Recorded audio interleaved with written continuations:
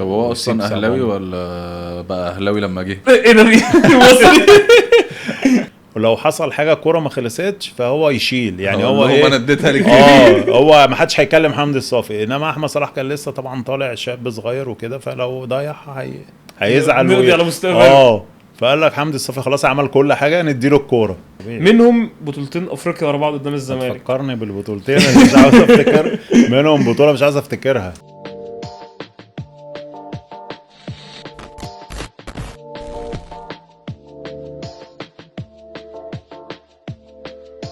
النهارده حلقه عزيزه قوي على قلبي عشان هي اول مره نجيب حد فولي، فده حاجه بالنسبه لي جامده قوي، وحد ليه فضل كبير قوي في الاستوديو، ان هي 3/4 الكوس اللي هنا الصراحه هي بتاعته. اسطوره الكره الطايره حمدي الصافي، نورتنا يا كابتن حمدي. ازيك يا يوسف؟ انا مبسوط طبعا ان انا معاكم النهارده اول حلقه للكره الطايره، وان شاء الله تبقى حلقه خفيفه والناس تتبسط بيها باذن الله. ويوسف مرجان رجع تاني للكنبه، خد له اجازه حلقتين. خد اجازه حلقتين. طبعا بحيي جمهورك الكبير.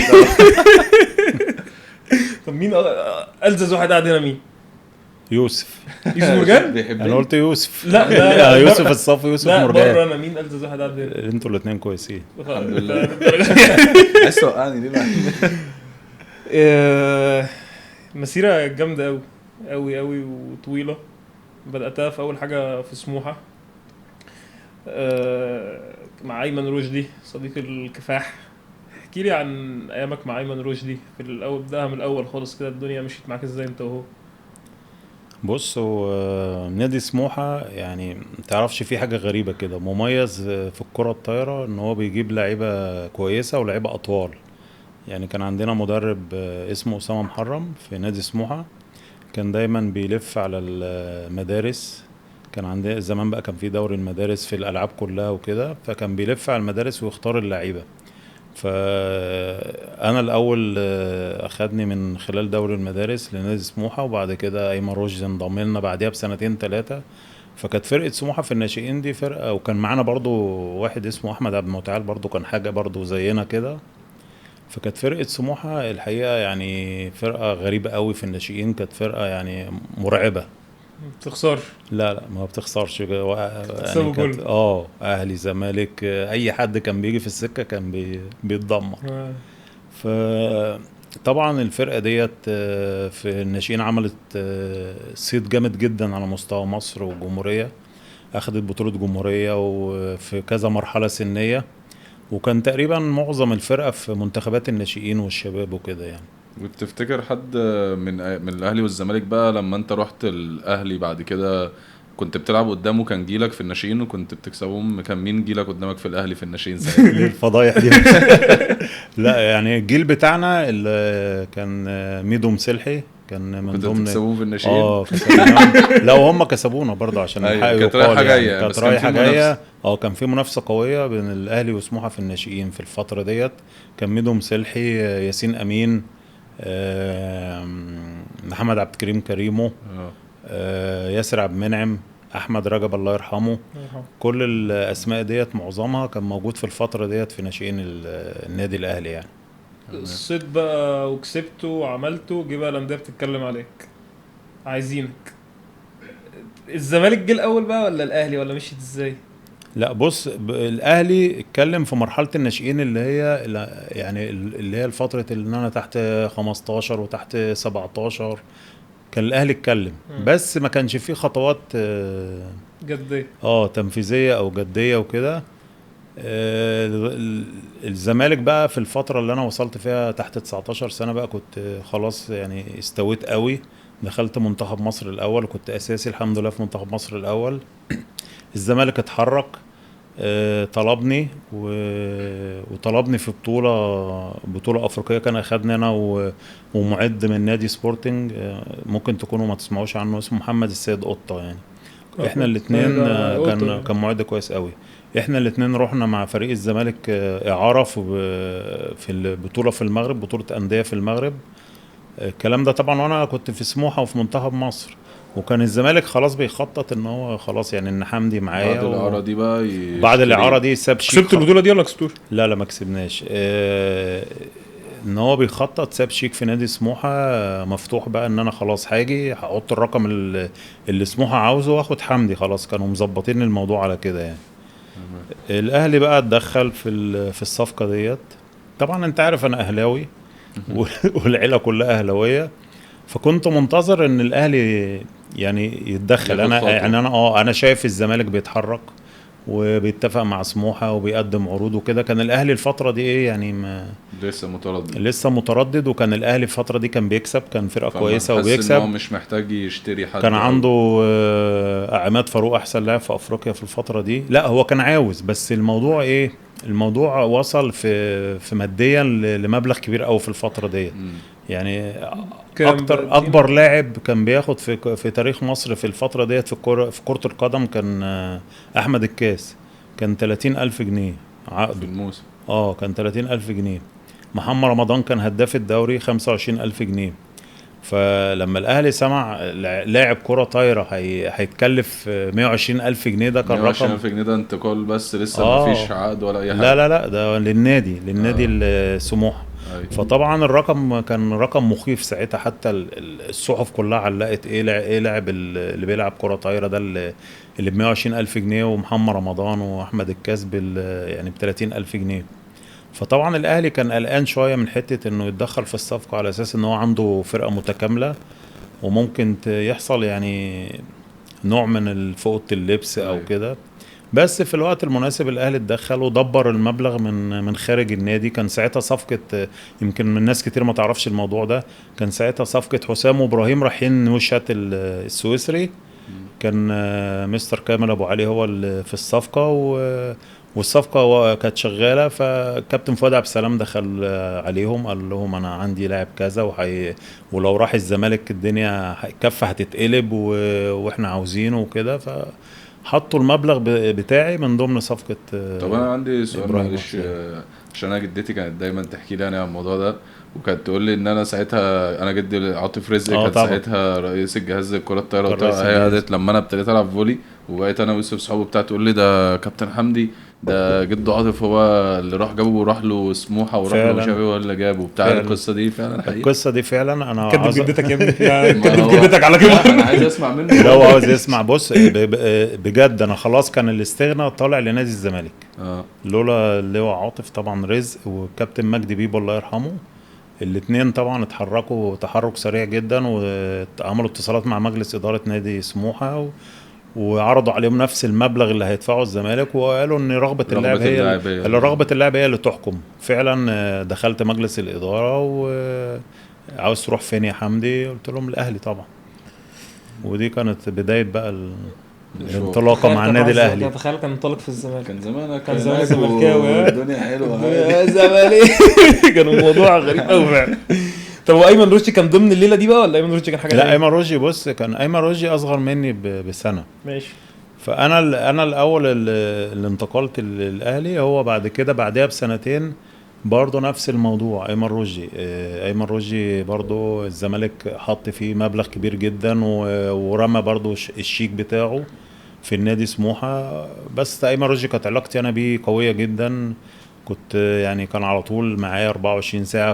كنا في اسكندرية بيجي يبات عندي في البيت وانا بروح له هنا في القاهرة مع بعض. يعني ما كناش بنسيب بعض 24 ساعة مع بعض. فطبعا كان صعب جدا انه يروح نادي الزمالك طب هو ويسيب اصلا اهلاوي ساعة. ولا بقى اهلاوي لما جه؟ ايه ده مصري؟ لا ايمن رشدي طبعا اهلاوي كرة طايرة وكل الالعاب. مش عارف، مش حاسس. لا اهلاوي. ايمن رشدي اهلاوي. ده الراجل كان ده هو ده شاف الويل من على جمهور طول. الزمالك لا ده هو اصلا اتشطب بسبب مع جمهور مشكله الزمالك. حصلت مع جمهور الزمالك شهيره يعني حصلت. لا ايمن رشدي كان من جمهور الاهلي كان بيعشق ايمن رشدي حمدي الصافي لسه لغايه دلوقتي، مع انه بيظهر قليل بس تلاقي دايما الجمهور بيسأل عنه. لا الجمهور كان بيعشقه. وكان يعني الفتره دي كان لنا يعني الجمهور كان يعني الفتره دي كانت بتتميز باغاني كده معينه للعيبه يعني مش موجوده دلوقتي. كان على طول حتى يعني في اغنيه شهيره لايمن رشدي وحمدي الصافي اول ما ينزلوا يسخنوا لازم تتقال دي في قبل اي ماتش فاكرها؟ اهلي وزمالك. يعني تقريبا كان يعني اللي افتكرها بقى الجمهور بتاع زمان والناس بتاع الزمان كانت مشهورة قوي يعني، كانت معمولة لينا مخصوص يعني. وبعد كده انتوا لما رحتوا كنت انت وايمن رشدي وماجد مصطفى، كان ميدو كابتن وميدو ميدو وهاني كابتن هاني. مسلحي وهشام صلاح وياسين امين وكل الجيل ده بتاعنا يعني، قعدتوا حبه كريمو. قعدتوا حبه حلوين قوي تكسبوا الدوري قدام الزمالك، بس الدنيا ما كانتش منوره قوي في المنتخب على قد يعني لحد 2005 مثلا الدنيا ما كانتش منوره قوي. اللي حصل في الفتره دي ليه تونس في المنتخب كانوا راكبين علينا ليه؟ بص احنا في فترة الأولانية كان المفروض الجيل ده يركب تونس يعني. جينا كسبنا بطولة زيمبابوي، الألعاب الأفريقية في زيمبابوي 95. كنا عاملين إعداد قوي جدا مع كارميلو بيتيرا، كان خبير إيطالي موجود معانا. جينا في البطولة كانت في تونس. طبعا طبعا المواجهات بتاعتنا طبعا محطوطه، القرعه بتاعتنا كانت محطوطه طبعا ان احنا نلاعب تونس في النهائي. ان تونس اخر ماتش، بس نكون قبلها لاعبين لاعبين كذا بقى حد الجزائر تقيل. والكاميرون وكل الناس القويه دي يعني. مش هي دي المشكله، احنا كسبنا كل الماتشات ديت. جينا بقى مباراه تونس، هم كانوا عاملين جيل جديد الصراحه، كانوا عاملين جيل ما كانوش متوقعين ان هم يكسبونا، لان احنا كنا اكتر خبره وكنا احسن، كنا احنا كمصر احسن في الفتره دي. ولكن الحقيقه انا بعترف ان الماتش ده فعلا اتظلمنا فيه تحكيميا بدرجه كبيره جدا. يعني التحكيم ساعدهم شويه، بالاضافه لان احنا يعني فكينا من كتر الضغط علينا من الحكام والجمهور. كان جمهور مرعب ساعتها. فكينا، كان ماتش ماشي ايكوال 1-0 1-1 2-1. كنا المفروض نوصل للجيم الخامس، ولكن الحكم الحقيقه ساعدهم جدا في الشوط اللي هو الرابع. بدأوا بقى اخدوا هم ثقة اخدوا ثقه طبعا، وهم ولسه كملوا طالعين كمان كملوا جداد. اولاد صغيرين كملوا على الجيل ده. احنا بقى العكس بتاعنا حصل، ان في ناس خلاص بطلت، حصل مشاكل عندنا في الاتحادات بقى، تغيير اتحادات. انت عارف الفتره اللي هي أيوة. حصلت بتاعت كل شويه لجنه وكل شويه اتحاد بيجي ما بيكملش سنه، فاللي بيجيب مدربين جداد. الظروف ما ساعدتش خالص الجيل ده، ورغم ان الجيل ده لو كان توفر له ظروف كويسه زي يعني الفتره ديت، لا كان يقدر يسيطر. لحد بقى طبعا ما جه الجيل بتاع الجيل ده اجمد ولا جيل صلاح وعبد الله لا بص ما تقارنش. مع اختلاف الفولي ومع اختلاف احنا لا اللي توفر هنتكلم لهم برضو امكانيات قوية. ما تقارنش النتائج يعني ما تقارنش دايما النتائج. انما الجيل بتاع زمان، انا نيجي نتكلم في فنيات الجيل بتاع زمان، لا كان المهارة والتأسيس كان بيبقى مظبوط جدا. يعني انا بس مش عايز اقطعك، بس اللي هو مثلا بتكلم في جيل اللي هو مثلا جيل فيه حمدي الصافي وميدو، هاني مصلحي، ماجد مصطفى، هاني مصلحي، انا ايمن روجي قدام جيل في صلاح. محمود حنفي برضو كان لاعب كبير جدا، كان في نادي الترسانة، وكان برضو هيروح اهلي وزمالك، بس حصلت ظروف كده وبطل، بس كان لعيب قوي جدا يعني. قدام جيل فيه عبد الله وصلاح ومنعم وصالح فتحي الفولي اتغير كتير. طبعا. انت بتحس بقى انت لعبت في انا حضرت في كل الجيلين. الاجيال. انا من الناس المحظوظه ان انا حضرت كل الاجيال. حضرت جيل بتاع زمان، رضا الغزالي وطارق فريد وممدوح اسماعيل وعماد فاروق وخالد عباس وشعراوي، وكل الاجيال القديمه دي لعبت معاها. كابتن احمد زكريا. جيل الوسط بقى هاني مسلحي وماجد مصطفى وميدو مسلحي وايمن رشدي وياسين امين ومحمود حنفي، وكل ده جيل الوسط. حضرت الجيل الجديد بقى اللي هو جيل احمد صلاح، عبد الله عبد السلام، منعم، صالح فتحي، تيفا حسيني. يعني في ناس كتيرة، الكومي، محمد سيد، يعني ناس كتير، أسامة قمصان كان يعني في الجيل اللي هو الوسط برضو شوية. فطبعا انا حضرت الفولي في كل الاجيال. حضرت الفولي القديم، كنا بنستقبل. كنت ازاي بتواكب صح التغير يعني ده حتى الكرة بتتغير، الارسالات شكلها بيتغير. انا حضرت السبع كور بتوع الفولي اللي اتغيروا والارسالات انت ازاي بتشوف يعني بتشوف الارسال بيتطور مع كل حاجه بالذات طبعا سرعه اللعب الفولي اتطور جامد جدا. يعني زمان كنا الستة لعيبة 5 لعيبة بيستقبلوا. دلوقتي احنا اول 2 دخلوا اللي هي عملية الاختصاص في الكرة الطايرة. انا وميدو كنا احنا اول 2 في مصر وافريقيا نستقبل الملعب لوحدينا، ما كانش فيه ليبرو معانا، كنت انا وهو بس اللي بنستقبل الملعب كله. وما كانش بقى خلاص بتوع 3 وبتوع 2 ما لهمش في الاستقبال، واحنا بنستقبل وبنشتغل زي اللي هو الشغل زي دلوقتي بس من غير ليبرو، ما كانش لسه يتحط ليبرو. بعد كده بقى بعد فترة دخلوا لنا موضوع الليبرو دوت، وبقى ساعد شوية في الموضوع الاستقبال والديفنس وكده. بس انتوا كمل هتقول حاجه. طبعا سرعة اللعب طبعا يعني زمان كان العملية معتمدة شوية على المهارات اكتر، الفنتات، الشغل جماعي اكتر. دلوقتي لا، الموضوع معتمد على قوة وسرعة. عندنا قوة، سرعة الارسالات بتعدي 120 كيلومتر في الساعة.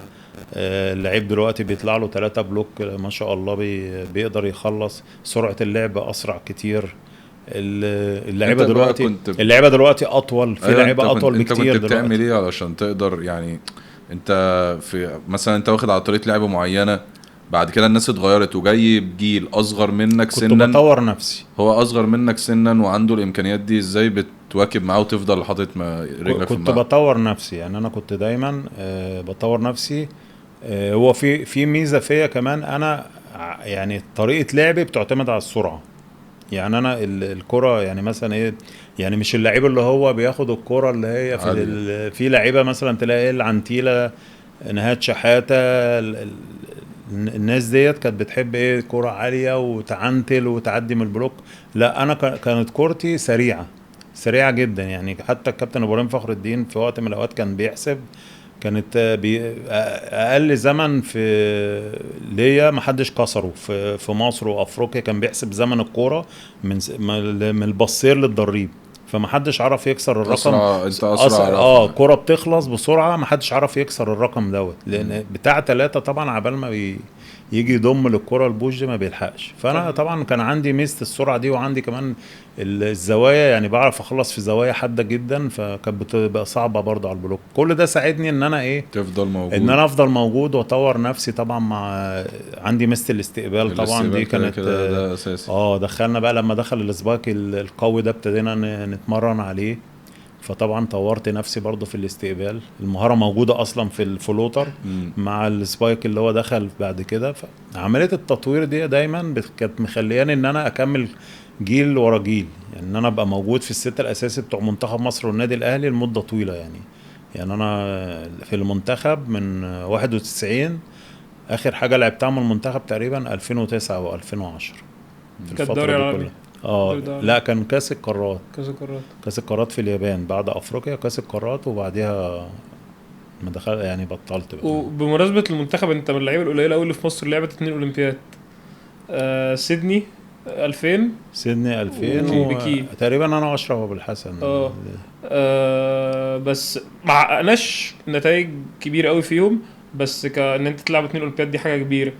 ايه بقى كواليس يعني وانت رايح بقى؟ نادر السير لما كان قاعد هنا كان بيقول لي احنا كنا رايحين ما نعرفش اي حاجه ولا عارفين اي حاجه، وكنا يعني طالعين بنخبط بقى. في اي ليك مواقف في الاولمبياد بقى، في القريه الاولمبيه اتصورت مع حد، قابلت حد؟ هو طبعا احنا توهمنا يعني عمليه في سيدني في اول مره. في سيدني كنا بنلعب في سيدني كده اللعبه اللي هي هوكي. الهوكي ديت. ببص جنبي كده لقيت عم نادال واقف جنبي. كان ساعتها حاجه جامده جدا، هو بطل العالم وبطل كل حاجه في التنس. لقيته واقف جنبي كده، طب تعالى العب، ولعب معانا واتصورنا معاه فريق كده عادي. عادي جدا. فريق الاحلام لازم احنا نروح. فريق الاحلام بتاع امريكا. الباسكت لقيناه معانا في المطعم بياكلوا معانا وقاعدين معانا.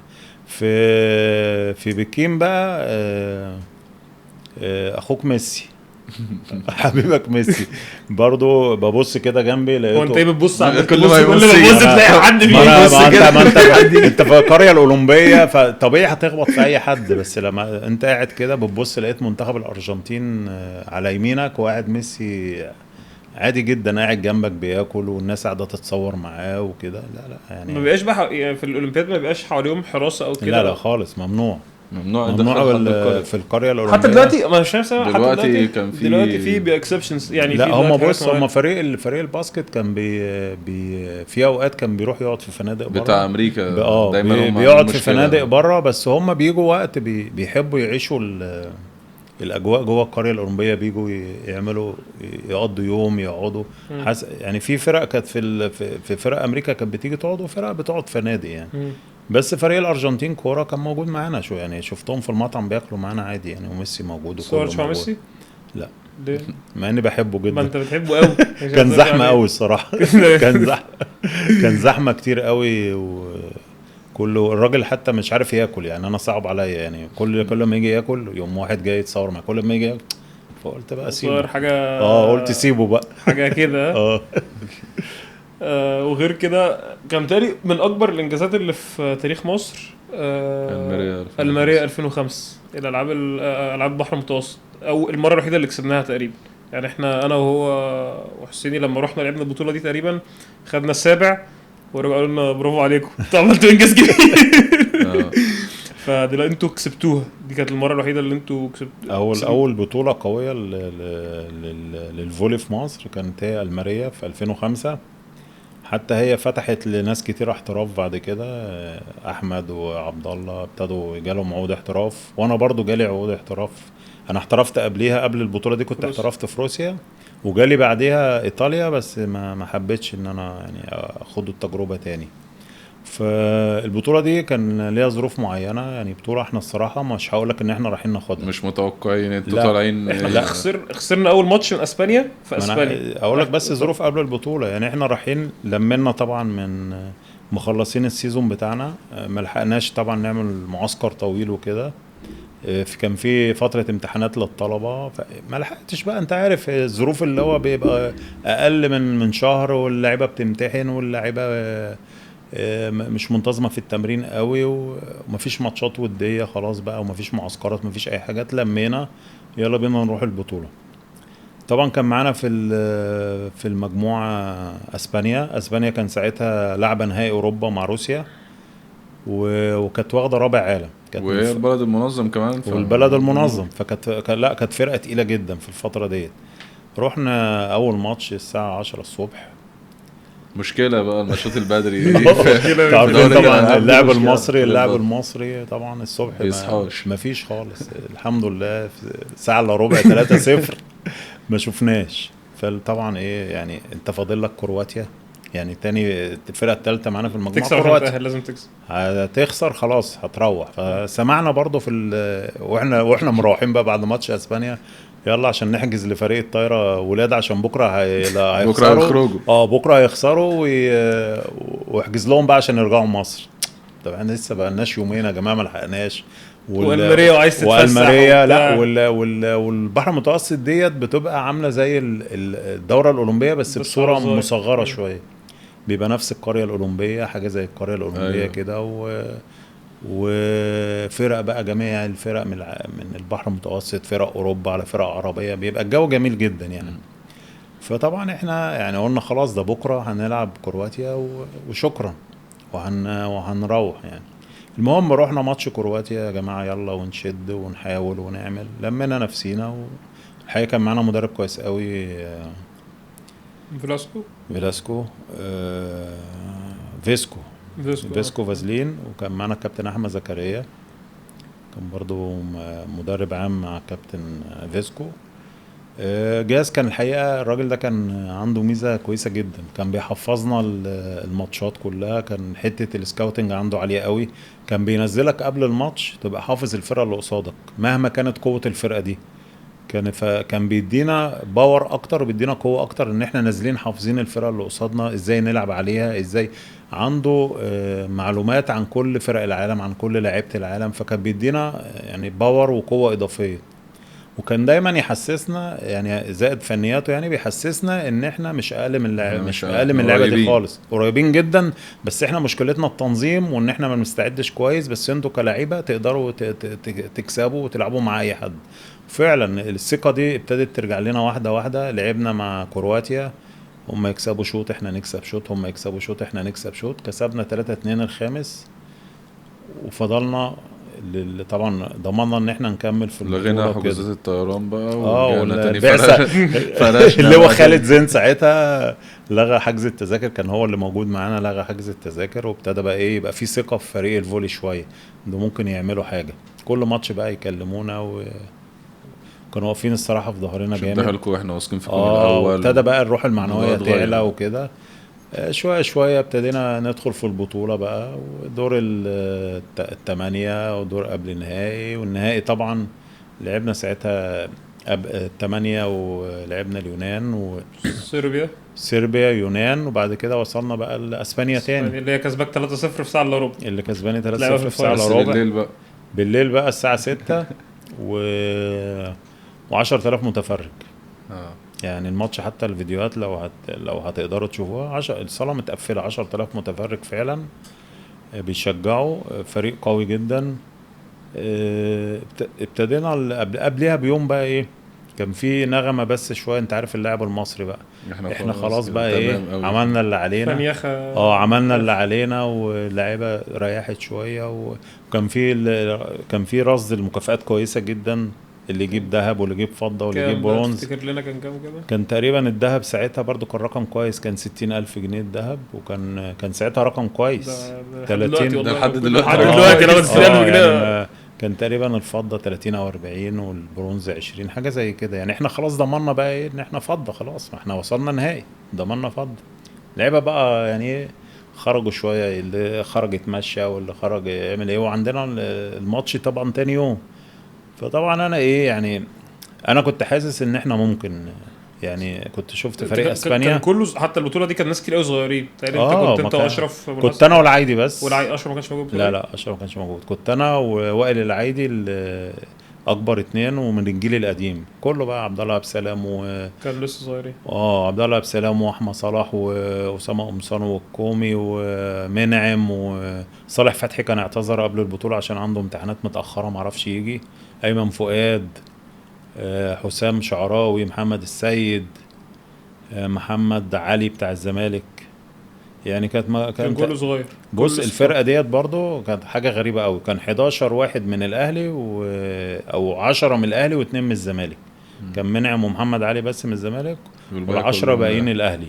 فكانت بطوله غريبه قوي. يعني عاده المنتخب بيبقى ميكس يعني متقسم وميكس في مجموعه ومجموعه، بس البطوله دي الوحيده اللي كان العدد كبير قوي للاهلي. فكان دي عامله فيه انسجام شويه في ان احنا متفاهمين اكتر وكده، لان احنا ما استعدناش قبل البطوله كويس. فاهم؟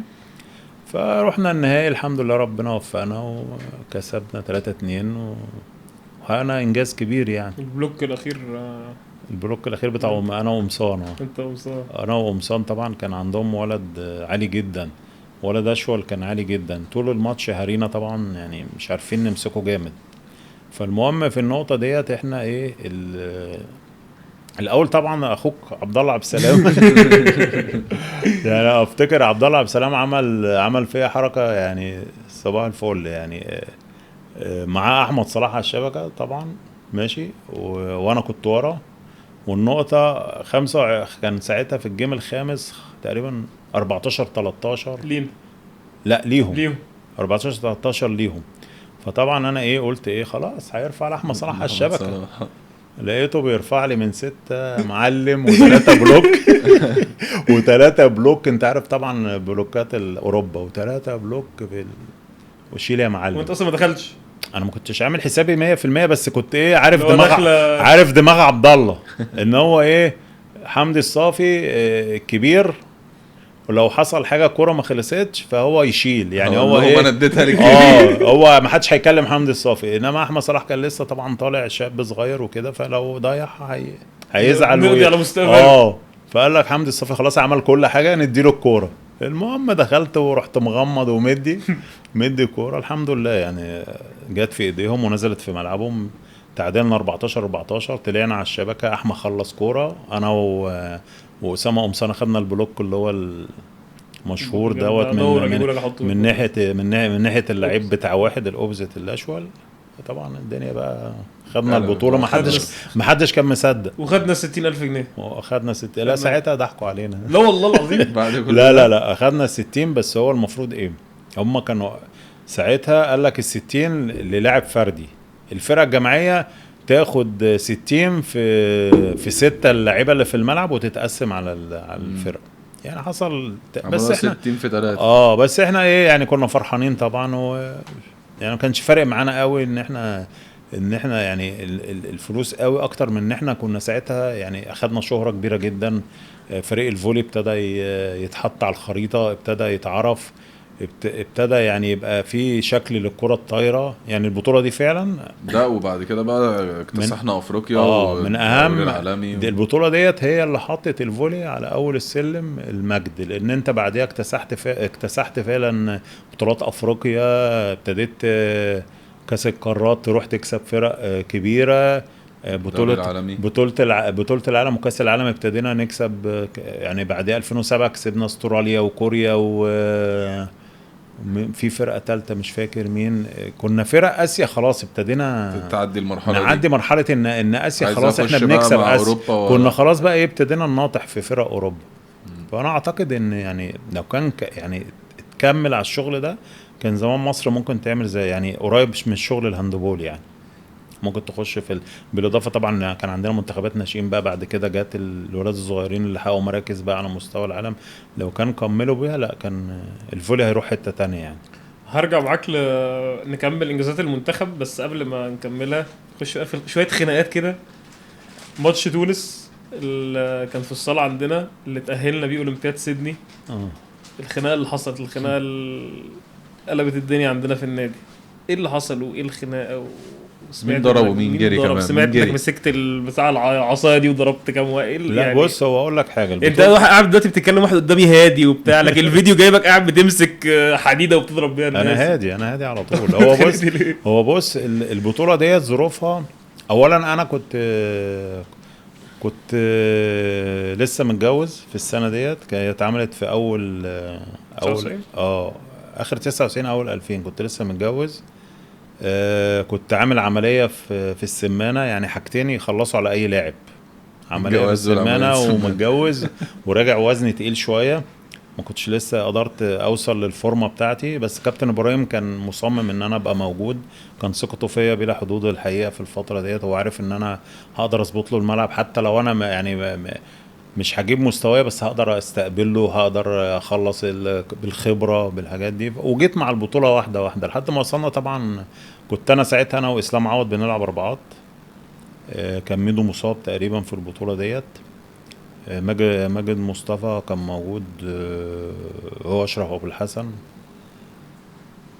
فرقه تونس كانت قويه، كانت خلاص بقى هي يعني في الفترة دي كانت راكبة بقى كذا بطولة ومستواهم عالي جدا، معسكرات أوروبا على طول. يعني كان في ثقة غير عادية، عندهم تواصل أجيال، لا كانوا عاملين فرقة قوية. جم هنا البطولة ابتدينا نكسب واحدة، الماتش خلص تقريبا 3-1 لينا.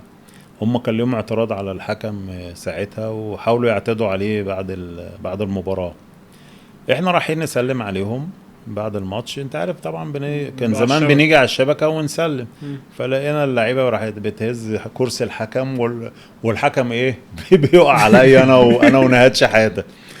ولقيت لك شلوط جاي كده مش عارف من ناحيه تونس في بطني. انا طبعا اتعصبت، انت عارف ايه اللي هو اتقي شر الحليم اذا غضب. انا هادي بس لما بتنرفز بقى حصل بقى اللي حصل بقى، يعني تروقوا شويه. ايه اللي حصل؟ احكي اللي حصل، انت هتعدي لي كده تحكي اللي حصل. انا عايز اعرف كمان دور كابتن اسلام عوض في الخناقه. انا يعني اسلام عوض وايمن رشدي ما لهمش حل طبعا. هم مصدريني انا ونهاد في صوره الضرب شغال من هنا وانا ونهاد في المقدمه، ورانا اللي بيزقنا بقى مين اللي بيزقنا؟ اسلام عوض وايمن رشدي، وشغالين من ورانا طبعا، واحنا اللي واخدين ايه كل حاجه في وشنا. فلا هم في الخناقات طبعا بيصدرونا انا ونهاد احنا الفتوات انت بتوع مالكش الفرقه. ادب في الوش. احنا الفتوات، كابتن وكان مهاب معانا محمود برضه. عبد العزيز برضه كان فتوه ما شاء الله. محمود عبد العزيز ده كان حاجه ما شاء الله، لعيب حكايه، لعيب حكايه يعني، وفتوه برضه. واشتغل والخناقه قامت الخناقه قامت وحصل بقى ضرب وكده. بس عاوز اقول لك حاجه، ميزه الخناقه ديت ان طبعا الاعلام كله كتب عليها، وحصل ان الناس اتعاطفت معانا والوزير ساعتها ادانا مكافاه عاليه ايه جدا ده؟ يعني. تخانق تاخد مكافآت؟ ما هو عشان اللي حصل دوت يعني، البطوله سمعت جامد هو كان بعد بيحمي الخناقه ديت. الحكم. مكافأة. البطوله سمعت جامد جدا، فاخدنا مكافاه ظريفه يعني. ساعتها كان انتوا مبلغ، كنتوا شغالين مكافآت كان بس مبلغ زمان؟ حلو، ما احنا كنا بنكسب، نعمل ايه. يعني انتوا انا فاكر يعني نرجع بقى المنتخب لما كنا في الدوري العالمي. دلوقتي احنا مش في الدوري العالمي ولا حاجه. لما كنا في الدوري العالمي كنا نخلص اي ماتش تاخد 200 دولار، 200 تقريبا، 100 200 دولار، تكسب او تخسر. بص، كان يعني الدوري احكي لي نظام العالمي، المكافآت عشان مش فاكره. كان الدوري العالمي الكسبان، الفرقه الكسبانه كل لاعب ياخد 800 دولار، الخسران ياخد 400 دولار. ثواني، الفرقه كلها تاخد 800؟ لا، لا، كل لاعب، كل لاعب. كل لعيب؟ أيوة، من كل الاتحاد لاعب. الدولي. انا كل ماتش في الدوري العالمي اخد 800 كسبان، خسران اخد 400، فانا كده كده واخد، فاهم. والله العظيم. والله. في في الدوري 2006 العالمي. كنت تاخد بعد كل ماتش 800 دولار. الاتحاد وصلها لنا ال 1000 دولار في بعض المباريات. انا كنت إحنا- غني زمان. انا كنت اغنى جدا. احنا في السنه دي بالذات كسبنا بولندا، كسبنا اليابان، كسبنا ماتش كوريا. هولندا ده نقف عليه حبه حلوين. يعني لا، لما انا فاكر البطوله دي لما انا بتاع 6000 دولار، والله العظيم انا فاكر البطوله دي لما انا مبلغ كويس، بس كان ساعتها الدولار لسه ناس. هادي يعني، كان ساعتها الدولار هادي. بس ساعتها الدوري العالمي كانت اجواء تانية يعني. لا، احلى بطوله عملها الاتحاد الدولي هي الدوري العالمي ده. الدوري العالمي. حتى النظام الجديد اللي معمول دلوقتي مش زي بتاع زمان. بتاع زمان كنت بتروح دولة زي اليابان تلعب ماتشين في أرضها، اليابان تيجي لك هنا تلعب ماتشين، تروح لبولندا تلعب ماتشين، تيجي تلعب ماتشين. وفي سنة عملوها زي ايه، تجميعة كده، اللي هو مثلا الثلاث فرق بيتجمعوا في بلد يلعبوا بعض، يلعبوا بعض وبعدين يروحوا مصر مثلا يلعبوا بعض، وبعدين يروحوا اليابان يلعبوا بعض. فكانت ظريفة برضه، كانت يعني لذيذة. من ضمن الماتشات دي كان ماتش بولندا. من ضمن التجمعات دي كان ماتش بولندا. بقول لك اللي هي احنا تقريبا كسبنا، من ما اقوى بقول لك 3 4 احنا لمين منتخبات في 6000 العالم. دولار يعني، كاسبين بتاع 5 6 ماتشات في السنه ديت. ده بس انا عايزك تحكي لي بقى ماتش بولندا ده. ماتش بولندا ده كان في اسكندريه. انا كنت موجود، كنت قاعد ورا، كنت قاعد كنت انت صغير شويه. قوي صغير قوي. صغير قوي. هم كانوا كسبونا عندهم بقى كام مثلا 3-0 كده. لا، هو ده كان الراوند الاولاني. اول ماتش خالص. كان الراوند الاولاني في اسكندريه. واول ماتش بولندا بطل العالم كان ساعتها بقى، يا بطل يا تاني في المربع دايما. فاحنا لعبنا، ابتدينا قلنا بولندا بقى، لقينا اول شوط طبعا خسرنا، فاهم. تاني شوط ابتدينا ندخل في الجيم شويه ونلعب. على فكره الفرقه في الفتره ديت كان اعلى مستوى لفولي مصر، كان اعلى مستوى لفولي مصر. كان معانا الكابتن احمد زكريا، الحقيقه كان عامل شغل كويس جدا. كانش معانا حد اجنبي. كان معانا الكابتن احمد زكريا والكابتن هاني مسلحي. كان الاثنين دول الجهاز مصري، كان متفاهم جدا مع اللعيبه. كان كابتن هاني بقى لسه مبطل، كان هاني مبطل يعني مش فتره مش بعيده قوي، بس كان ابتدى يدخل بقى مع جهاز المنتخب الاول، وكان متفاهم طبعا مع كابتن احمد زكريا. كنت انا كابتن التيم، ومعايا الكابتن اشرف ابو الحسن، وكان مجموعه بقى يعني كنا ميكس بقى، عارف، مجموعه من القدام وعلى مجموعه من الجداد.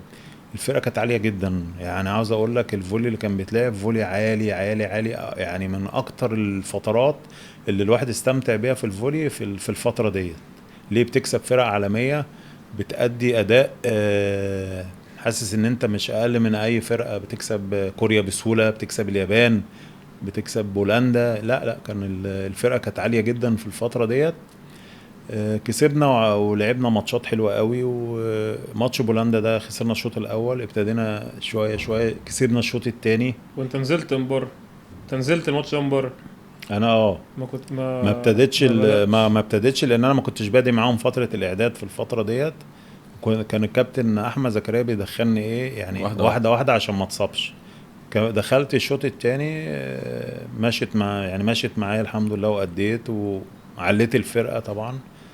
واحمد صلاح كان متالق، عبد الله كان متالق، لا الفرقه كانت فايقه جدا. بس انا فاكر يعني مش فاكر طبعا قوي، بس يعني حاسس ان اللي ساعدكم الفتره دي انتوا كنتوا من غير اي ضغوط. اه الدنيا كانت، انا فاكر ان انا المعسكر ده كنت بايت معاهم، رايح جاي. كنت قاعد انت مع اشرف تقريبا. اه كنت تاخد البلاي ستيشن وقاعد عندهم في الاوضه وقاعد في الملعب، والدنيا كانت لذيذه.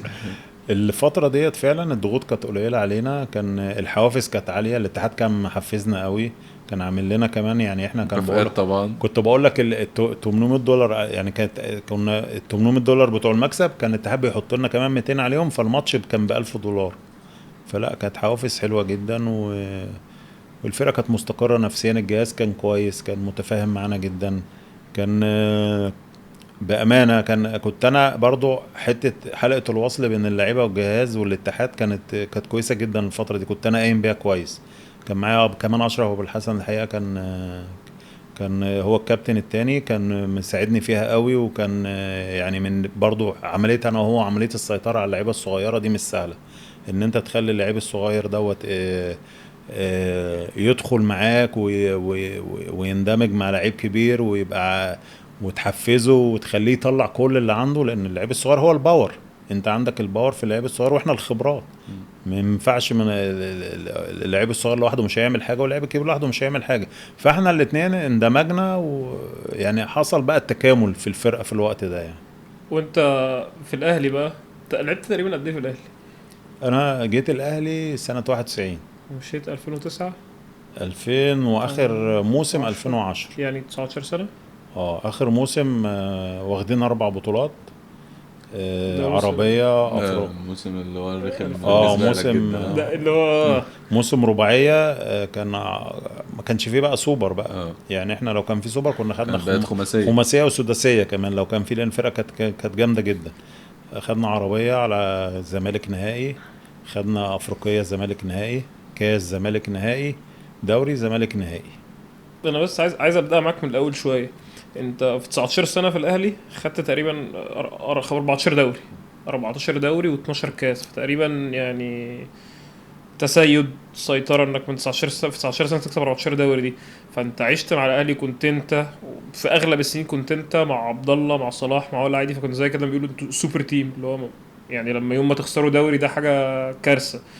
فانت عشت مع الاهلي اعلى الحاجات، بس في نفس الوقت برضو كان في ايام صعبه وايام وحشه كتير، طبيعي. منهم بطولتين افريقيا ورا بعض قدام الزمالك. فكرني بالبطولتين اللي مش عاوز افتكر منهم بطوله مش عاوز افتكرها انا يعني نمشي الاولى بس بتاعت ليبيا. يعني هقول لك حاجه، ده ليبيا دي 2008 هقول لك حاجه، انت اي فرقه جامده لازم يحصل دروب، لازم يعني بيحصل مثلا ايه، بتقعد 4-5 سنين مثلا مكتسح الدنيا ومكسر الدنيا، هيحصل لك موسم او موسمين هتقع فيهم، وده اللي حصل معانا في 2008 2009. كان الزمالك عنده ابتدى يطلع جيل كويس، صالح ومنعم ويوسف كانوا لسه طالعين معهم ابو الحسن خبرة طبعا. يعني احنا كنا في فترة دروب بتاعتنا، اتاخد مننا بطولة افريقيا في النهائي في ليبيا، جينا بقى نعوض في 2009 في الصالة بتاعتنا، ماتش غريب جدا، احنا نكسب جيم هم يكسبوا جيم، احنا نكسب جيم هم يكسبوا جيم، بس احنا الجيم بتاعتنا مريحه وفريق يعني يعني بال10 بونت ال15 بونت، هم بيكسبوا الجيم ايه مقفل. وصلنا للجيم الخامس يا سيد كسبين 11-6 او 11-5، ماشي خلاص الماتش بيخلص خلاص بقى، والجمهور بيهيص وكله بيحتفل، وجمهور الزمالك ماشي، جمهور الزمالك ماشي، جابوه بعد كده من بره يلحق احنا كسبنا البطوله، فاهم؟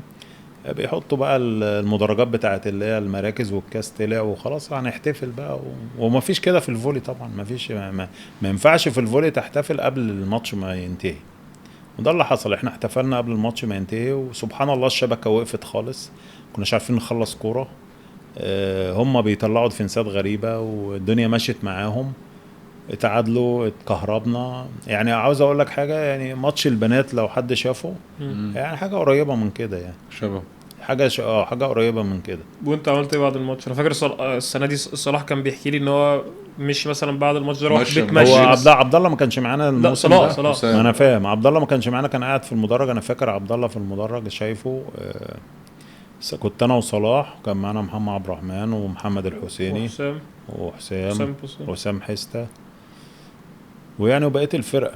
فانا خرجت من الماتش ده انا مش عارف انا رايح فين. عاوز اقول لك انا من كتر الواحد ما هو اتصدم وزعلان، المفروض انا ماشي مش عارف رايح شمال ولا يمين، امشي كده وارجع كده، ما بقتش عارف انا رايح فين، لان هي صدمه. انت بطوله بتبقى في ايدك وخلاص، انت بذلت مجهود وانت تستحقها، فسبحان الله حاجه ربنا ما كانش رايد يعني، خلاص هتعمل ايه. بس رجعنا بعد كده بقى كنت سهل. سيزون 2010. 2010 مع بقى. 2010 بقى جينا بقى اللي هو جه قال الانتقام. قال لي 2010 انا كنت الانتقام. مش فاكر هينفع تيجي التمرين تاني. كنت يقول لي ايه ده حد 2009 بالظبط، كان 9 سنين، كنت فيش تمرينه ليهم انا في الملعب العب بقى، اخش اقف جول انا في الملعب، وانزل اهزر وانزل اعمل كل حاجه. حد ما جه في اول السنه قال لي يوسف ما تنزلش، بس مش عايزك تيجي لي تمرين تاني ولا تنزل ملعب تاني، عشان جالنا مدرب ما بيحبش الهزار خالص، سخيف خالص ما بيحبش الهزار خالص. قلت له دي كانت اخر بقى علاقتي بالملعب. وكنت فاكر ان انت كنت السنه دي بتصحوا الساعه 5 الصبح. 3 تمرينات في يوم او 4. كانت مرونه كان في جري في التراك كتير. تراك ايه، يصحوا الساعه 5 الصبح، هي ابويا صاحي الساعه 5 الصبح. رحت معاه مره او مرتين مثلا كده، كنا يجروا نروح في- الهرم ولا في الاهرامات، بيجروا في الاهرامات. مم. اللي هو انت ليه صاحي الساعه 5 الصبح تجري في الاهرام؟ اللي هو بقى رحت مره لازم اشوف بقى انت رايح تعمل ايه، فاهم؟ يجروا بقى، يطلعوا جبل، يطلعوا ينزلوا يطلعوا ينزلوا. وانت كان عندك ساعتها، انت بقيت 72 يعني 2010 كبير، دي كنت كبير. كنت 38 37 مثلا. لا اكتر. ده 72 يعني كنت آه. حوالي داخل في فانت ازاي كنت بتقدر تستحمل ده وانت في السن ده يعني؟ مش زي دلوقتي بقى يعني، دلوقتي مثلا ريكفري وتلج لا ما والدنيا كانش فيه حلوه. الكلام ده ساعتها، ما كانش فيه ريكفري ساعتها، انت كنت مع نفسك بتعمل ريكفري مع نفسك في البيت. ازاي قدرت تستحمل ده؟ بص كان فيه هدف يعني، هو احنا كنا نفسنا يعني ان احنا يعني فرقه الناس اللي موجوده بالتيم اللي موجود ده كان عبد لازم- الله رجع. كان عبد الله رجع السنه دي، فما ينفعش عبد الله واحمد وحمدي وعايدي واسماء كبيره كلها. وكان في هزه قبلها بسنتين، فما كانش ينفع ان احنا نهزر يعني. احنا فعلا كنا بنتمرن بغباء، كنا بنتمرن عدد ساعات كتير جدا. انا فاكر فيه والله العظيم تمرينات كنت ادخل مثلا النادي، ادخل اتمرن في النادي الساعه 3 4، اطلع 11 بالليل، طالع من النادي ماشي 11 بالليل، جيم وجري وثلاث ساعات فولي في هدف، كان في هدف ساعتها ان احنا لازم نرجع البطولات اللي هي راحت، والحمد لله ربنا وفقنا يعني. لا، بس ده مش اي هدف. انتوا ساعتها السنه دي خدتوا الاربع بطولات من الزمالك، كسبتوا الزمالك 7 مرات، فاينل بطوله عربيه لما السنه اللي قبليها خسرناه من الهلال، رجعنا الهلال السعودي كسبنا الهلال ورحنا السعودي. كسبنا الهلال. الماتش الهلال ده السعودي ده كمان حكايته حكايه، بيجيب محترفين طبعا اغبياء جدا، بيجيب أنا برازيلي، كان بيجيب واحد من البرازيل واحد من كوبا، حاجه يعني غير انا طبيعيه. فاكر ان مدربهم اتخانق مع احمد ده صلاح في حضرنا الماتش ده في ال- آه، الاستاد آه. واتخانق معاه في اول الماتش كام نقطة. لما كسبونا السنه اللي في 2008 اتخانق مع احمد صلاح واستفزه، قام رجع بعديها بسنه، اللي هو انا فاكرها لك، فده يبين اللي هو انتوا لا لا كنتوا كان اي حد السنتين اللي فاتوا كنتوا مستحلفين له. كان ماتش في الهلال ده تحدي كان برضه. قوي فريق أوي. ماتش الهلال الهلال كان قوي فريق أوي. الهلال كان بيضم طبعا كل المنتخب السعودي، بالاضافه طبعا الاثنين محترفين اللي كانوا كانوا بيجيبوا محترفين تقال جدا، فكانت بتبقى فرقه تقيله فاهم. فكان في تنافس بيننا، واحنا كان برضو ان احنا خسرنا البطوله اللي قبلها وكنا قدامهم. احنا ساعتها ما فيش محترفين، ما كانش لسه لا احنا ما كانش عندنا بص انا الجيل بتاعنا في الاهلي احنا ما لعبناش عمرنا ما كانش فيه محترفين دي خالص. احنا طول عمرنا هم الستة بتوع الاهلي بتوع منتخب مصر، ما فيش المحترفين دي ظهرت اليومين دول، انما ما كانش فيه زمان الاهلي يجيب محترفين دي خالص. كانش ينفع يجيب هيجي يلعب على مين؟ كانش هينفع يلعب يعني، كان صعب في الفترة دي، كان صعب. وكوز دي بقى كلها اللي عندك قدها في البيت 3-4 مرات. ايه اكتر كاس انت خدته بس يبقى لقب فردي كان عزيز قوي على قلبك؟ اللقب الفردي اللي بجد بجد فرق معاك، انك اتبسطت قوي انك خدته. لقب فردي، هو بص يعني انا في الالقاب الفرديه خدت القاب فرديه كتير الحمد لله يعني، سواء على مستوى الانديه او مستوى المنتخب في بطولات الامم. خدت كذا خدت احسن لاعب، وخدت اقوى ضارب، وخدت احسن استقبال. على مستوى برضو النادي الاهلي اخدت كتير احسن لاعب واقوى ضارب. بس يعني في حاجات كده بتبقى ايه يعني مسمعه كده، في بطولات بتبقى مسمعه. يعني في بطوله مثلا في ساحل العاج كانت مع النادي الاهلي، كان فريق النجم الساحلي ده كان معاه منتخب تونس كله، وجايب ولد من روسيا محترف طوله 2 متر و10، وجايب معرفش انتوا تسمعوا عنه ولا لا، لعيب نيجيري اسمه توماس. كان برضو حاجه كانوا قوه. بيتكلموا عن دي مره في النادي بس توماس ده كان قوة غاشمة برضو، كان بيشوط الكرة يعني ممكن يفجر اي حد. ففعلا الفرقة كانت تقيلة قوي. البطولة دي كسبناهم، وكان فريق الترجي برضو موجود، كان جامد جدا ومعاه محترفين. الحمد لله البطولة دي خدت احسن لاعب فيها، كانت برضو من البطولات القوية جدا.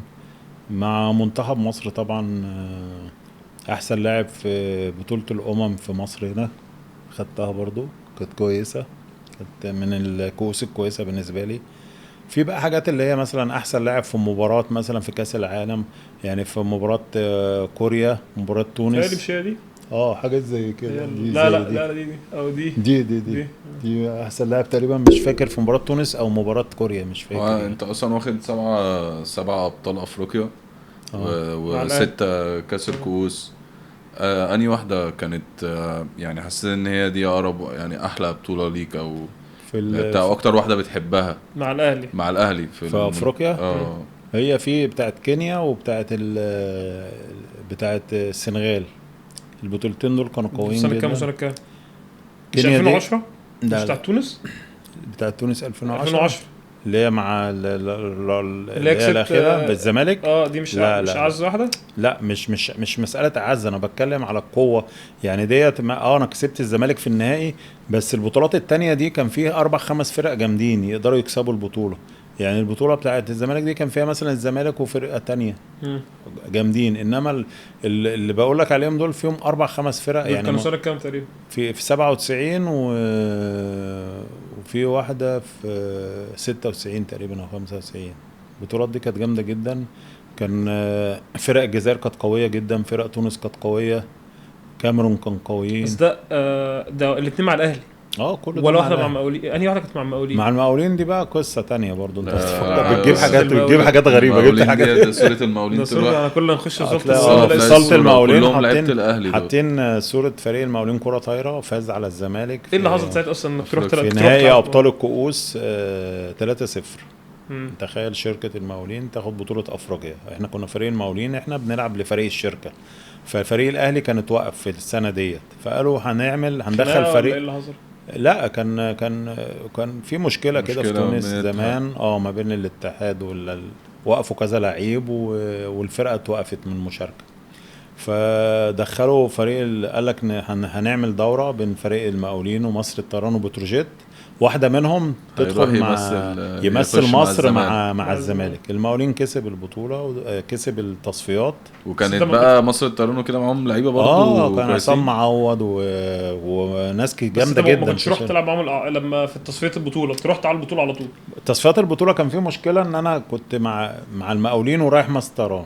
كنت في الفترة دي انا مع المقاولين ورايح مصر الطيران، فدول عاوزيني ودول عاوزيني، فالاتحاد قال لك خلاص هو مش هيلعب، الفرقة اللي تكسب يروح معاها. راحوا- فالمقاولين كسبت، فروحت معاهم انا البطولة. كان انت وكذا حد.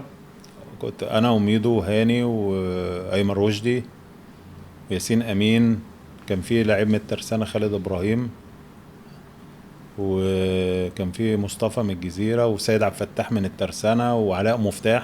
كل دول راحوا اتجمعوا بس يلعبوا ما البطولة هم دي دول فريق وخلاص. الشركة، كنا رايحين باسم الشركة نلعب البطولة ديت. دخلنا، مشيت معانا، احنا داخلين اول بطولة طبعا مجمعيننا، مش متمرنين مع بعض كتير مش كده. وصلنا نهائي قدام الزمالك، كسبنا الزمالك 3-0 في النهائي، يعني في الصالة بتاعتهم وسط جمهورهم، وكان طبعا كانوا هيتجنوا طبعا، لان انت فرقة حدث. لممها من على القهاوي جت اخدت البطولة، فكانت مشكلة بالنسبة لهم يعني. وانت بقى بعد الكارير ده كله والانجازات دي كلها مش حاسس ان انت كنت تستحق ان انت تحترف اكتر؟ انت كان ليك احتراف واحد في روسيا سنة خدته السعودية، لا بكلم اللي هو اوروبا. انت اوروبا، روسيا. اوروبا كانت روسيا بس سنة خدت ربع الكاس تقريبا. مم. ده كان احسن مركز. ما حسيتش ان انت كنت تقدر تلعب اكتر في اوروبا، وكان تروح حتت بعيده قوي في اوروبا. انت قلت كمان انت جالك احتراف في ايطاليا بس ما حبيتش تاخد التجربه. بص النقطه انا كنت روسيا دي جت ازاي اصلا؟ روسيا دي بطوله العالم 2003. احنا عندنا بطوله كويسه جدا. اخدت انا تاني بيست سكورر على مستوى البطوله. جالي العقد ده وانا هناك، مضيت وجيت النادي هنا، اتفقت معاهم ان انا هطلع سنه اعاره وارجع يعني. كان طبعا عاوزين يجددوا معايا وكده، بس انا الصراحه الجو في روسيا ما متعب جدا. احمد صلاح كان ليه تجربه برضه. احمد صلاح برضه راح صعبة، الدنيا صعبه جدا صعبة والعيشه صعبه وتحت الصفر، احنا متعودين هنا على الشمس وكده. بس كان ممكن يعني لو ابتديت بدري شويه. هو جالي قبل كده وانا يعني في السن صغير، بس برضه ما جاتليش الفرصه ان انا اطلع. بس لو كنت طلعت اصغر من كده كنت ممكن اكمل مده طويله يعني. هو المشكله ان انا طلعت مده يعني، طلعت وانا كبير شويه. طبعا السنه بتاعت السعوديه دي برضو كانت لتامين المستقبل شويه يعني. هو النادي الحقيقه برضو في تونس برضو بطوله في تونس. بطولات في تونس. انا الحمد لله واخد بطوله اسيا مع الهلال، واخد بطوله عربيه مع الاهلي جده، واخد بطوله عربيه مع الصفاقس التونسي. الحمد لله يعني كنت بطلع كتير. النادي الحقيقه يعني برضو كان واقف جنبي في الحته دي. لما كان يجي لك اعراض طوله لما كان بيجي لي اعراض كان بيطلعني عشان يعوضني، لان هو كان بيجي لي عروض كتيره، ما كانش بيسمح لي. ما يسمحلكش ان انت تطلع تلعب موسم كامل، بس كان بيسمح لي اعراض. كان الموضوع الاعراض ده كان كويس جدا، كان بيعمل دخل ليا وللنادي برضو. فالحقيقه يعني النادي برضو وقف جنبي في الحته دي، ان هو عوضني بطريقه غير مباشره، ان انت بتستفيد وهو بيستفيد وانت بتلعب فعلا. وفي نفس الوقت بتفيد النادي برضو. وبفيد النادي وبرجع كده بكمل السيزون مع النادي وبلعب في البطولات والادوار النهائيه يعني مع الفرق. نروح بقى قفلنا بقى كارير بقى اللعب والانبساط. كوتش بقى، خش بقى في المشاكل والهلك مش عايز مشاكل. كنت بتطلب دلوقتي بقى بيطلب منك بقى تحقق الرغبات بتاعت اللعيبه. التدريب بقى، بص التدريب يعني مهنه رخمه قوي. ليه؟ خاصه لما تكون انت يعني لما بتبقى لاعب عملت كل حاجه، فاهم، ولعبت على مستوى عالي جدا، وتيجي تبقى مدرب واللي انت كنت مثلا ممكن تكون حاجات انت بتعملها مثلا عملتها معاك بقى. ممكن تكون حاجات انت عملتها في مدربين مثلا وتتعمل فيك، فاهم. فانت بتبقى ما تقبلهاش، مش حكايه ما بتقبلهاش، لا انت بتبقى فاهم كل حاجه يعني. انت هو طارق الغنام لما جه هنا برضو قال لك انا ما بقتش مدرب، مش هسمح اللي انا عملته يتعمل فيا. بتبقى انت فاهم اللعيب ده بيفكر ازاي يعني. مثلا لعيب عاوز يزوغ مثلا، عاوز يزوغ يسهر مثلا او يعمل، انت عارف هو بيفكر في ايه، او عارف هو هيعمل ايه.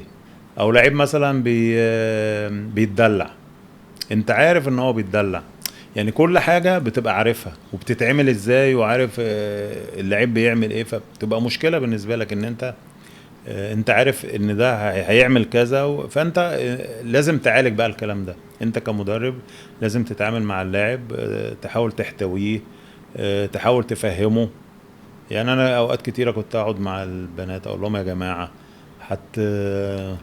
هتندموا، احنا في الفترة دي حصل كذا وكذا وكذا وكان غلط ان انا عملته، وكان غلط، ولو رجع بيا الزمن مش هعمله يعني. بحاول اوصل لهم ان لهم صورة من المستقبل. ايوه، اللي هو باخدهم معايا المستقبل. انتوا لو عملتوا كده هيحصل كذا، وهتندموا وانا مرت عليا، وهتندموا وهتزعلوا ففعلا في ناس كانت بتستجيب، وفي ناس يعني دماغها هي يعني. بس قبل ما نخش في يعني في المشاكل اللي حصلت او كده، الموضوع كان في انجازات كتيرة في الاول. انت في الاول بدأت مع المنتخب مع فرجوني مساعد مدرب، بعد كده نهاد شحاتة في كاس العالم، مسكت في الجيش مساعد سنة. بعد كده لما جيت مع كابتن جمعة عبد الحميد الله يرحمه، وبعد ما توفى النادي قرر ان انت تمسك مدير فني. من حمدي الصافي كلاعب اسطوره حاجه، وكمدرب هو ما كانش لسه عمل اي اسم كمدرب، كانش لسه. فان النادي يديك الثقه وانك تكسب بطوله افريقيا اللي كانت في 6 اكتوبر كانت اول مره من كام سنه مثلا؟ أول مرة كان اول مره من 10 سنين 10 سنين من قدام 8 كينيا من كمان. 8 ل 10 سنين تقريبا ما كناش كسبنا البطوله ديت. ازاي بقى يعني انت كنت مصدقين ان انتوا داخلين تكسبوا ولا يعني احكي لي بقى الدنيا مشيت ازاي؟ بص هو انت هو النادي اخذ القرار ده ازاي؟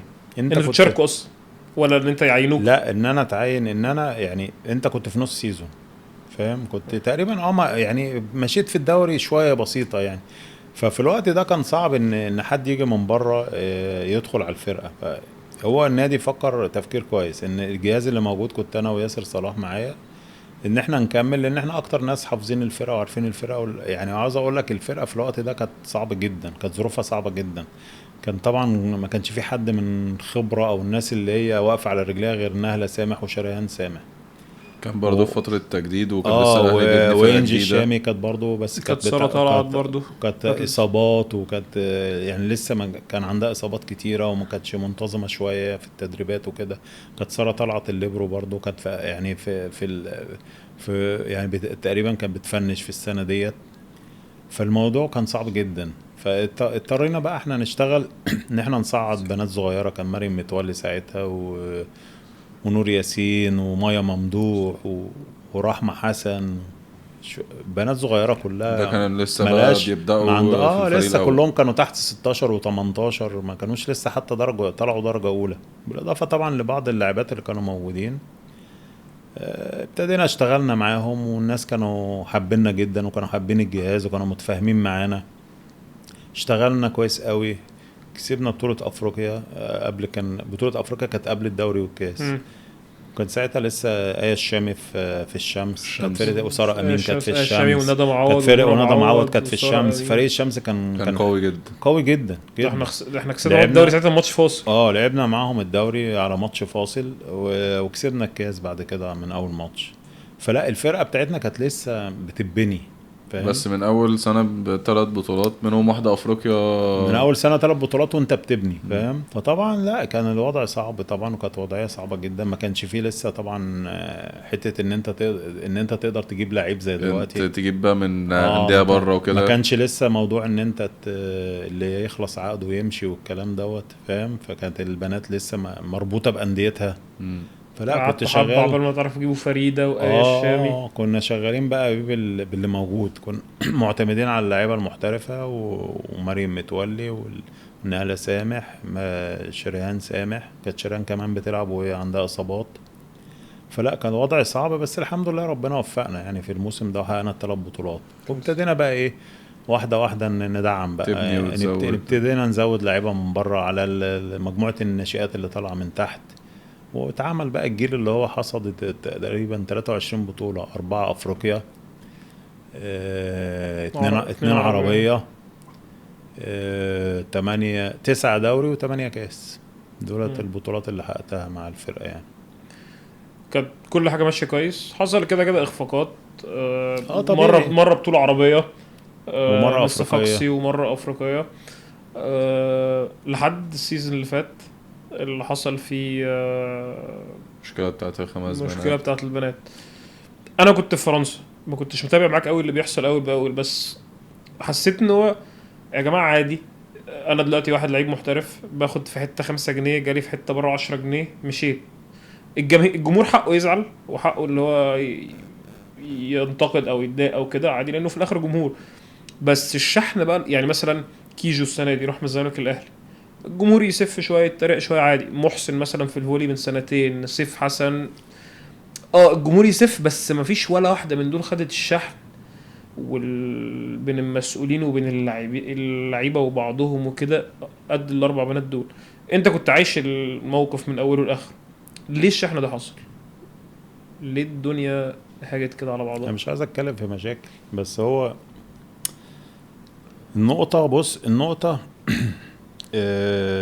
الموضوع كله ان انت طبعا من حق اي حد يروح اي حته، ده طبيعي ان انت عادك انت تمشي، مفيش مشكله طالما انت شايف ان انت المكان ده مش مستريح فيه. بس هي النقطه لما انت تحس ان الموضوع مش طبيعي. يعني قول لي فرقه في مصر او افريقيا اتاخد نصها كده مره واحده. تعرف انت حاجه في التاريخ، في حاجه في التاريخ حصلت كده ان نص فرقه يمشي مره واحده؟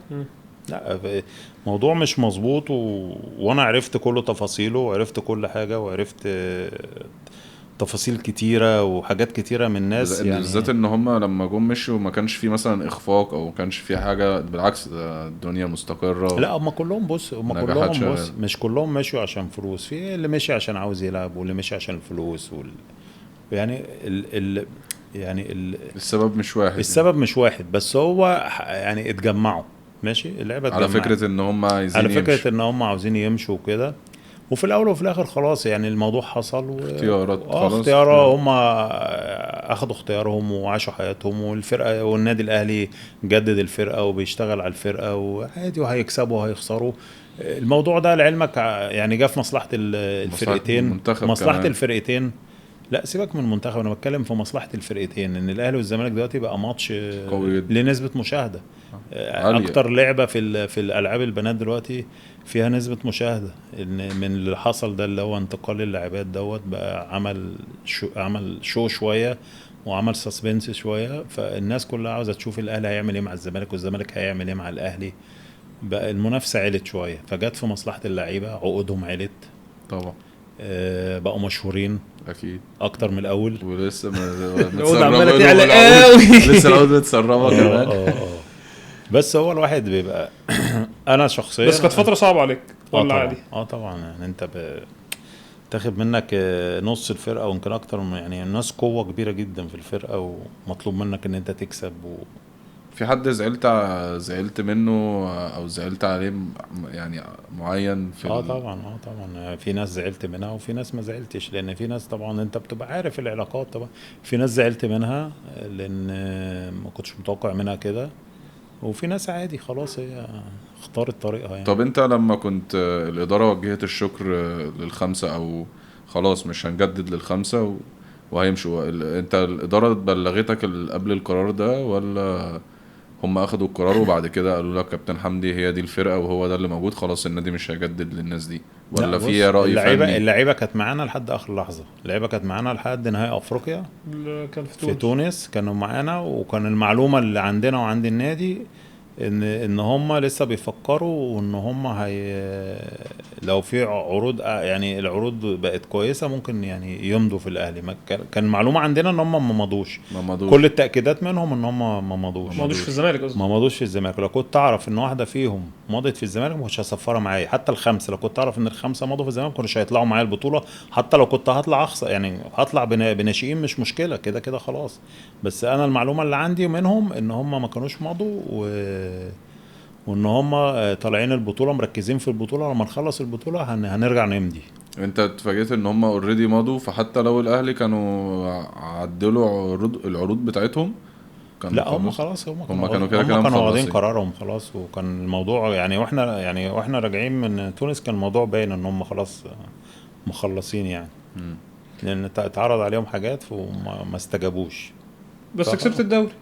كسبت الدوري ده كان ممكن يبقى اصعب دوري يعني. اصعب دوري في تاريخ لعبت الفولي. دخلت السيزون ده ازاي والماتش بتاعك بقى اول ماتش ليك قدامهم ويعني اخدته ازاي وكان عندك ادفانتج انت ممكن تكون حافظ الناس دي. هم حافظيني طبعا، وهم حافظينك. ده اول ماتش ده كان صعب جدا ليه؟ لان انت هم جايين يلعبوني في صالتي وكسبونا الشوط الاول 25-14 مش مساله كده، هو جاي لعبني في الصاله بتاعتي اللي هو حافظها، اللي الخمسه سته اللي في الملعب حافظينها، حافظين اللي كانوا في صاله الاهلي بيتمرنوا عليها.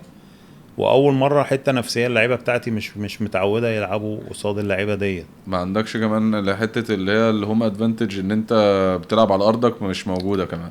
لا هم كده زيهم عادي زيهم زي هم مميزين في مراكز معينه، لان انا كنت مي غزال كانت لسه طالعه صغيره تلعب في 3، كان عندي مركز 3 ده كان ما فيش خبره فيه خالص، فاهم؟ كان المحترفين كانوا لسه ما انسجموش قوي معانا في الاول. لا هم كانوا على الورق كانوا اقوياء، بس كسبناهم الماتش دوت، هم كسبونا الماتش التاني، جينا بقى في سلسله النهائي الحمد لله كسبنا يعني 2-1.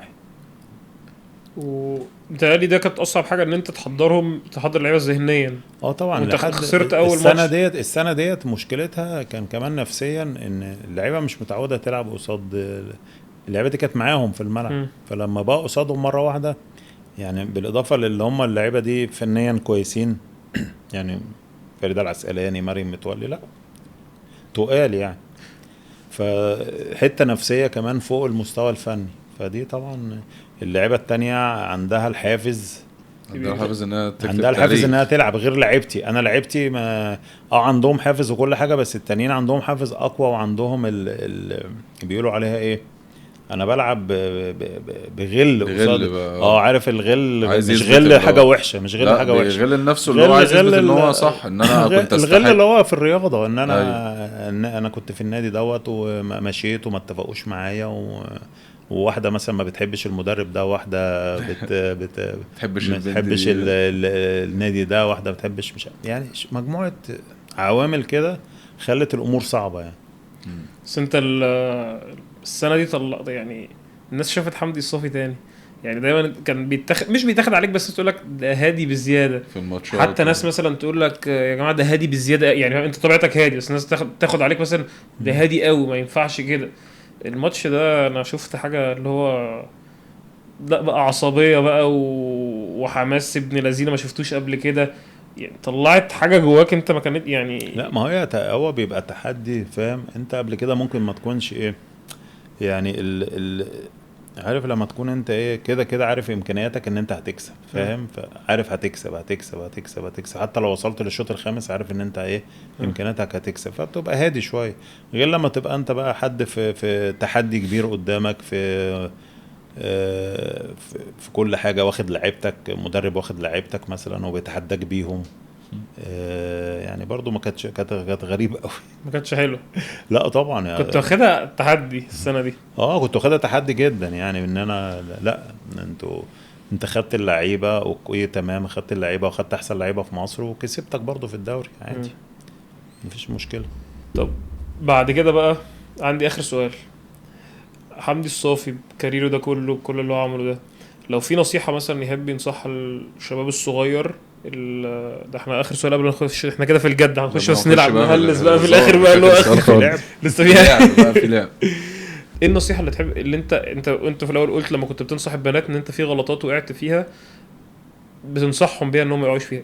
ايه اكبر حاجة لو انت بتنصح الناس اللعيبة الصغيرة اللي بتتفرج دلوقتي انا عملت ده غلط ما تعملوش ده لو ما كنتش عملته كنت ممكن ابقى احسن واحسن كمان؟ ايه؟ بص اول حاجه ان انت تحافظ على نفسك، لازم تحافظ على نفسك. ليه؟ لازم تحافظ على نفسك، تدريبك. انا شايف اللعيبه كتير بتسهر دلوقتي كتير قوي، مفيش يعني مفيش كنترول على نفسهم. مش بلقح ولا حاجه، مش انت بس، ده مصر كلها كده دلوقتي. يعني اللايف ستايل بتاعكم بقى مختلف. يعني احنا زمان كنا مركزين في التمرين، مركزين في اكلنا، في شربنا، في صحتنا. لا لازم دي نمرة واحد، ان انت دوت هو التارجت بتاعك واكل عيشك، ان انت تحافظ على نفسك، وهو ده اللي هيخلي مستواك يعلى. انت كل ما انت بتحافظ على نفسك وبتشتغل على نفسك مستواك هيعلى، هتوصل لأعلى حاجة، فاهم. فدي اهم نصيحة لأي حد. تاني حاجة ان انت لازم تدي اللعبة قوي قوي قوي، تتعب هتديك يعني، ادي اللعبة اكتر واكتر واكتر هتديك.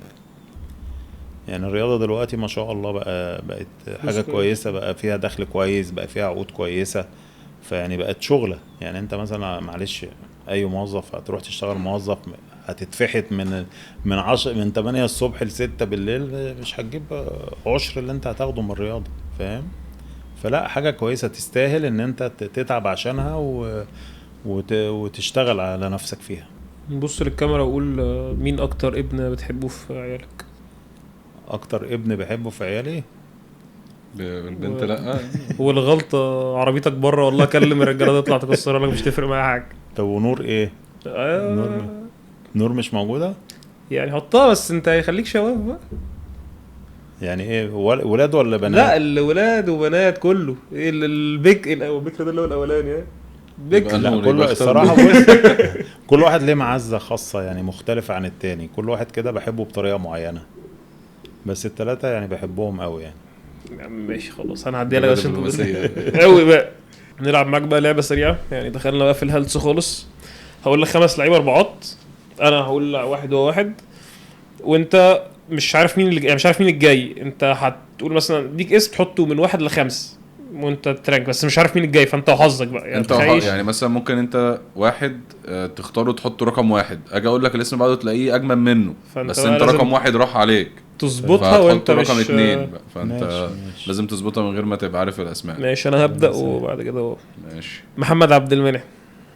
محمد عبد المنعم اه 3 مثلا 3 ماشي. ماشي. صالح فتحي. 4 اوبا. منعم قبل صالح. ماشي. بيقول لك منعم قبل صالح. بالنسبه لي ماشي ما دي جديد. احمد سعيد. احمد سعيد 5 ميدو مصلحي. 3 لا ما انت اخترت اخترت 3 تلاتة. منعم. منعم. انت دلوقتي معكش غير 1 و2 1 فاضي. و2. 2 2. احمد يوسف. زنقتني كده. هو ملوش غير واحد خلاص. خلاص كده هو طب واحد. ماشي يعني انت كده احمد يوسف 1، ميدو انت 2، كنت شايل رقم 1 لمين؟ كنت متوقع مثلا مين ممكن حمدي يجي؟ الصافي. اي حد. ماشي. يعني انت دلوقتي معاك الترتيب بيقول له بقى الترتيب اول أحمد الخمسة. يوسف. احمد يوسف. ميدو، منعم، صالح فتحي، احمد سعيد. ماشي لو مديك تغييره واحده بس تغير واحد مكان واحد، يعني ما ينفعش تلعب في الترتيب بس تغير واحد مكان واحد، تغير مين؟ هغير يوسف. احمد يوسف تنزله مكان مين؟ يعني تعمل تغيير. لا اعمل تغييره داخليه اه مش بس من خارجيه. لا يعني آه. مثلا تطلع منعم 1 وتنزل يوسف 3 مثلا، تطلع ميدو 1 وتنزل يوسف 2 اه غيره مع ميدو ماشي. مع ميدو، يعني ميدو 1 يوسف 2 منعم 3. بس دي حلوه برضو. انا عايز اعرف لو في تغييرات خارجيه ممكن تحط مين من بره. في 4 4 شايف ان هو ممكن يتحط من بره يبقى من احسن 5. بدون غرور. حمدي الصافي. ماشي خلاص بس مش ينفع ضرور قوي. عادي. ماشي. انت احمد سعيد لو شافك على القهوه ليه انا مالي؟ هو انا اللي اخترت الترتيب. ماشي. اخر بعدين حاجه برضو لا هو من احسن 5 في مصر كويس. ماشي. حلو. اخر حاجه في زي كاتيجوريز حاجات. اس ده اعلى حاجه، A اقل شويه، B C D F. ماشي. هقول لك مواقف في حياتك في كاريرك وانت ترانكها. اس تمام. دي اجمد حاجه A, B, تنزل C, كده. D. وممكن تحط يعني تحط كذا حاجه اس او تحط كذا حاجه ايه، ما مش كل واحده في حاجه. مم. هبدا معاك بفاينل الماريه. فاينل المالية اس. اس ده من اجمد الحاجات. مم. روح انت في واحد. فاينل افريقيا اهلي وزمالك 2009. اف وحش. اف ماشي. ماتش بولندا اللي كسبناه الدوري العالمي. ايه حلو. الدوري قدام الزمالك بعد اللي هو ما البنات مشيوا. الدوري قدام زمان اس. ده كان في ده اس قمة الاس الفرح. ده. اس بطولة افريقيا 2010 اللي كسبناها مع اللي كسبناها من الزمالك في تونس. السيزون الرباعي. ايه اول بطولة افريقيا ليك وانت مدير فني مع البنات قدام كيني. ايه بس كده خلاص. هو احلى موقفين كده بولندا خلصت. والاسم. اتبسطت معانا. الحلقة ظريفة وربنا يوفقكم واستمروا، وعايزين نشوف ان شاء الله باذن الله ناس يعني نجوم الرياضة في مصر كلها معاكم. عايز تشوف مين واحنا نجيب؟ قول لك عاوز اشوف كل النجوم معاكم. حد معين، قول حد كده. يعني انا نفسي اشوف عبد الله واحمد وفي الفولي. هتقول نفسي اشوف عبد الله واحمد هو مش بيرضى. نفسي اشوف ايمن رشدي. والله كلمته ما رضيش برضه. ايمن رشدي. نفسي اشوف الباسكت. طبعا انتوا جبتوا ناس كتيرة. في الهاندبول برضو جبتوا ناس كتيرة. نفسي اشوف بقى مدربين بقى جوستي والمدربين الاجانب دي. يعني نفسي اشوف نجيب الناس دي. المدربين الاجانب. نفسي الناس دي ندخل جوه دماغها شويه، نشوفها بتفكر ازاي وبتشتغل ازاي، والحاجات دي حلوه برضه. حلو. فكرة حلوة. يعني اتبسطت. دي الحمد اهم لله. حاجه. نروح احنا انبسطنا جدا مبسوطين. برضه. الحمد لله متشكرين. قفل لي يا ابني.